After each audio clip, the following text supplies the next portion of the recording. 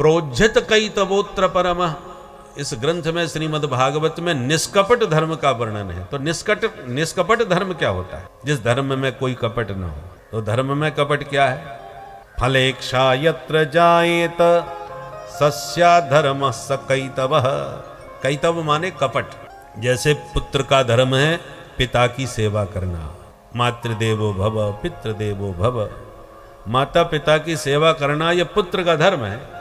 परम पुत्र माँ की पिता की सेवा तो करे, परंतु सेवा का उद्देश्य कुछ और ही हो कि पिताजी ने बंटवारा तो कर दिया, जिसको जितना देना था दे दिया, पर अभी भी इनके पास गड़ा हुआ माल बहुत कुछ है। किसी को अभी बताया नहीं है, पर पिताजी के पास माल तो बहुत है। और यदि 2-4 साल मैंने जम के सेवा कर ली, हृदय जीत लिया, तो पक्का मेरे कोई बता के जाएंगे कि माल कहाँ गड़ा है। इसलिए बादाम के हलवा खिला करके बढ़िया सेवा की जा रही है। तो ये कपटपूर्ण धर्म कहलाएगा। पिता की सेवा करना तो धर्म है, पर धर्म का उद्देश्य कुछ और है। उस धर्म के आचरण में किसी स्वार्थ की सिद्धि हो यदि आप कर रहे हैं, तो वो कपटपूर्ण धर्म कहलाएगा। निष्काम भाव से माता पिता की सेवा करे, तब वो शुद्ध धर्म पुत्र धर्म कहलाएगा। गुरु की सेवा करना शिष्य का धर्म है, करना ही चाहिए। आचार्य देवो भव। भगवान भागवत में कहते हैं आचार्यम माम बिजानीयात। तुम अपने सदगुरु के रूप में मुझको ही देखो। एकादश स्कंद में भगवान ने कहा है उद्धव जी से, गुरु साक्षात परब्रह्म। तो उसको उस भाव से देखो, पूजा करो, सेवा करो। परंतु चेला इसलिए गुरु की सेवा कर रहा है कि यदि हृदय जीत लिया तो गुरु जी पक्का मेरे कोई चादर उड़ा के जाएंगे, उत्तराधिकारी मेरे कोई बना देंगे, इसलिए गुरु जी की सेवा की जा रही है। तो ये कपटपूर्ण धर्म कहलाएगा। जिस दिन गुरु जी ने दूसरे को चादर उड़ा दी, उसी दिन सेवा खत्म। इतने साल से हम कर रहे थे और चादर उसको उड़ा दी। तो ये कपटपूर्ण धर्म कहलाता है। फलेक्षा यत्र जायेत। आप सेवा के द्वारा किसी अन्य फल की कामना कर रहे हो, तो सस्या धर्म सकैतवः। वो धर्म का कपट है। और निष्कामो यो भवे धर्म सशुद्ध परिकीर्तितः। निष्काम भाव से जो सेवा की जाती है, कर्तव्य पालन किया जाता है, वही विशुद्ध धर्म कहलाता है। पवित्र धर्म वही है। जैसे लोग कहते हैं जनता से कि हमको आशीर्वाद दीजिए, एक बार मौका दीजिए सेवक को, हैं? देश की एकदम काया पलट हो जाएगी। आप केवल एक मौका दो दास को। तो सेवा के नाम पर तो आशीर्वाद लेते हैं जनता से, वहां के फिर अपने ही परिवार की और 7 पीढ़ियों की सेवा में लग जाते हैं। तो ये क्या है? धर्म का कपट है। राष्ट्र धर्म यदि आपके मन में है, तो राष्ट्र की सेवा ईमानदारी से यदि आप करते हैं, तो राष्ट्र धर्म का आप पालन कर रहे हैं। परंतु राष्ट्र की सेवा के नाम पर अपने 7 पीढ़ियों की व्यवस्था बनाना, ये कपटपूर्ण धर्म कहलाता है। ये धर्म का कपट है। और श्रीमद् भागवत में निष्कपट धर्म का वर्णन किया गया है। धर्म प्रोज्झित कैतवोत्र परमो निर्मत्सराणाम सताम। किसी ने कहा भागवत सुनने का पात्र कौन है, अधिकारी कौन है? तो बोले निर्मत्सराणाम। जिसके भीतर से मात्सर्य मिट गया हो, वही भागवत सुनने का अधिकारी है। मात्सर्य किसे कहते हैं? मत्तः अग्रे सरतीति मत्सरः। ये व्यक्ति मुझसे बहुत आगे निकल गया, अब कुछ भी हो इसको पटकनी देनी है। जहां अपने से अधिक किसी की प्रशंसा और प्रतिष्ठा को देखा कि आपके भीतर का मच्छर तुम्हें काटने लगा, तो समझ लो आपके भीतर मात्सर्य छुपा हुआ है। ये बाहर के मच्छरों से बचने के लिए तो मच्छरदानी है, पर ये भीतर वाला मच्छर बड़े बड़े लोगों को काटता है। बस मेरी ही प्रशंसा हो, मेरे से अधिक किसी की प्रशंसा न होने पावे। यदि होती है तो मुझको चुभन होती है, मुझे भीतर कुछ काटने लगता है, तो समझ लो आपके भीतर मच्छर घुस गया। मच्छर में और मत्सर में बस थोड़ा ही अंतर है। गोस्वामी जी ने तो अपनी पंक्तियों में कई जगह मच्छर को मत्सर को मच्छर ही कहा गया। काम क्रोध मद मच्छर नाना। तो मच्छर और मत्सर एक ही है, काटते दोनों ही है। तो निर्मत्सराणाम सताम, जिसके भीतर से मच्छर मर गए हों, माने दूसरे की प्रशंसा और प्रतिष्ठा से जिसको आनंद आता हो, वही भागवत सुनने का उत्तम अधिकारी है। दूसरे की प्रतिष्ठा आपको चुभती हो, काटती हो, तो समझ लो आपके भीतर मच्छर है। निर्मत्सर होकर के कथा को सुनना चाहिए। बहुत से लोग तो भागवत ही मच्छर काटता है तब कराते हैं।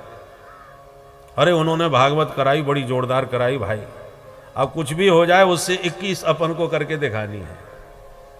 हेलीकॉप्टर से फूल बरसवाएंगे, हाथी पर जो है शोभा यात्रा निकलवाएंगे, और ऐसा होगा वैसा होगा। और उन्हें भागवत से दूर दूर कुछ लेना देना नहीं, पर उसने कराई है, उसकी बड़ी प्रतिष्ठा बन गई है, तो अपन को उससे 21 करके दिखाएंगे तब बात बनेगी। तो अब जब जो भागवत का पात्र ही निर्मत्सर होना चाहिए, वहीं भागवत के मूल उद्देश्य में ही मच्छर आपको काट रहा है, तो फल कैसे मिलेगा आपको? इसलिए व्यास जी ने स्पष्ट कह दिया, निर्मत्सराणाम सताम, मात्सर्य को निकालकर मिटाकर भागवत सुनिए, तभी इसका फल तुम्हें प्राप्त होगा। पदार्थ जैसा हो, पात्र भी वैसा ही होना चाहिए ना। गाय का दूध अमृत है, इसमें कोई संदेह नहीं, और बर्तन यदि तुम्हारा खट्टा है तो दूध ही फट जाएगा, फिर रबड़ी तस्मई जैसी बननी चाहिए, नहीं बन पाएगी। इसमें दूध का दोष नहीं है, दूध में कोई कमी नहीं है, बर्तन खराब था इसलिए दूध फट गया। शेरनी का दूध है तो सोने का बर्तन भी तो होना चाहिए। ऐसे ही भागवत अद्भुत अमृत है, इसमें कोई संदेह नहीं, पर उस अमृत को पीने वाला श्रोता निर्मत्सर ही होना चाहिए, तभी यह रस, ये अमृत फलीभूत होगा। अच्छा, सुनने से फायदा क्या होंगे ये तो बताओ। बोले वेद्यम वास्तवमत्र वस्तु शिवदम तापत्रयोन्मूलनम। अत्र वास्तव वस्तु वेद्यम, इस ग्रंथ को सुनकर आपको वास्तव वस्तु का बोध होगा।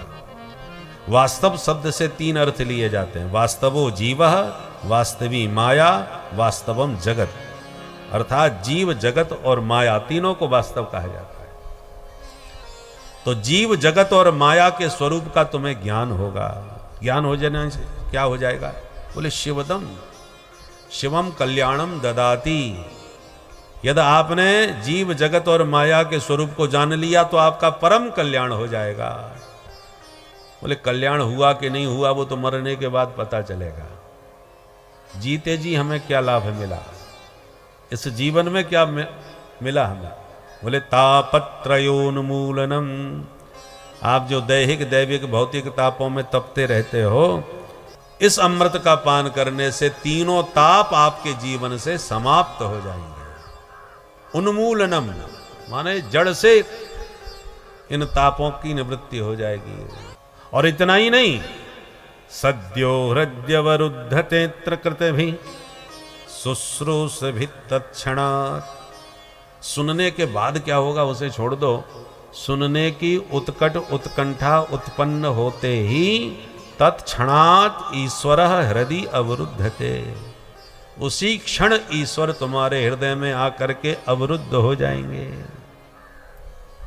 विराजते नहीं कहा, हृदय में आके विराजमान हो जाएंगे। आप लोग विराजमान हैं, विराजमान में अवरुद्ध में अंतर क्या है? विराजमान व्यक्ति स्वतंत्र होता है, जब तक मन लग रहा है, सुन रहा है, मन उचट गया तो धीरे से खिसक लिए।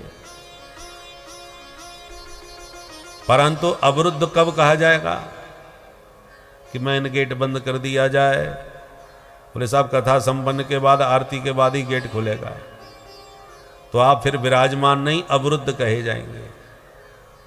कोई आपको मोबाइल में सूचना दे के जल्दी बाहर आओ, एक जरूरी बात करनी है आपसे, तो आपको कहना पड़ेगा क्या करें भाई, भागवत में फंस गए।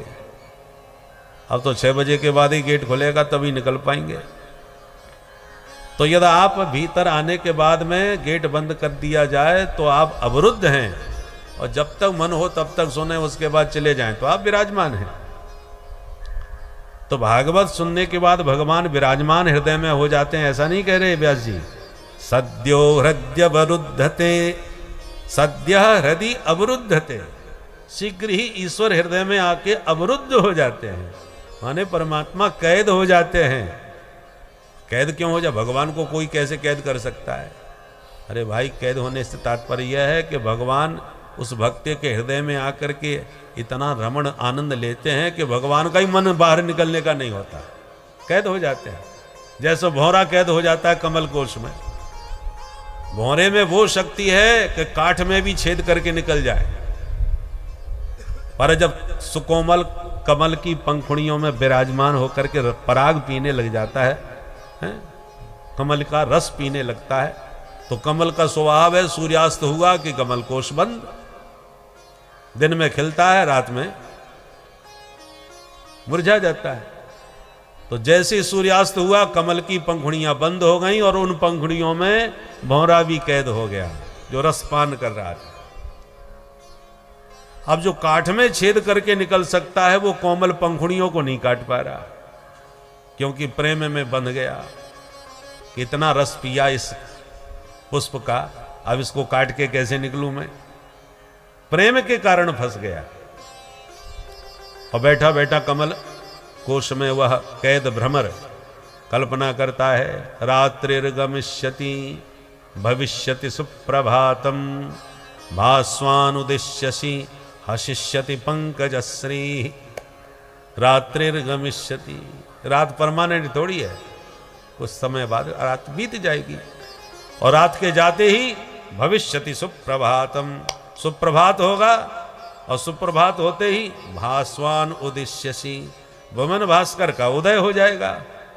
और भुवन भास्कर की किरण पड़ते ही हशिष्यति पंकजश्री, ये पंकज की जो श्री है, शोभा है, वो विकसित हो जाएगी। माने ये पंखुड़ियां खिल जाएंगी, और जैसे खिलेंगी मैं फिर उसे उड़ जाऊंगा। माने परिकल्पना करता रहता है, पर काठ में छेद करने वाला कोमल पंखुड़ियों में छेद नहीं कर पाता।